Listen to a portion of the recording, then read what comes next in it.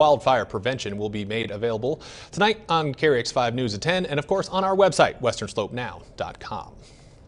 And both wildfires and the pandemic are very difficult this past year. They made the year very difficult, and one Western Slope group has a unique set of challenges. KREX5's Lena Takata reports on a new support system from a familiar organization. She joins me live in studio. Logan, the pandemic has had such an impact on the homeless population that for the first time in the organization's history, CARIS, a group that usually specializes in helping homeless youth, is stretching their resources to also help adults experiencing homelessness.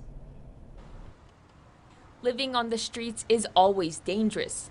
In fact, according to a study published by the U.S. National Library of Medicine, the homeless population's average life expectancy is about 17 years shorter than people who have houses. And because people who are homeless are more prone to infectious and chronic illnesses, the danger is even higher during a pandemic. With homelessness, there are all these other factors that are not accounted for there that do put them at risk in unique ways. That's why CARIS created a program specifically to help adults who are homeless. Part of this program includes housing people who are at high risk of poor outcomes if they contract the coronavirus. Kind of a combination of underlying health concerns and issues and other factors that may come into play because they are houseless. One housing facility is called the Victoria House. The other is the American Lutheran Church. Vulnerable populations are referred to the house by other organizations advocating for homeless people. Currently, a combined 15 people are staying in the two facilities, and they will stay there until the pandemic eases up.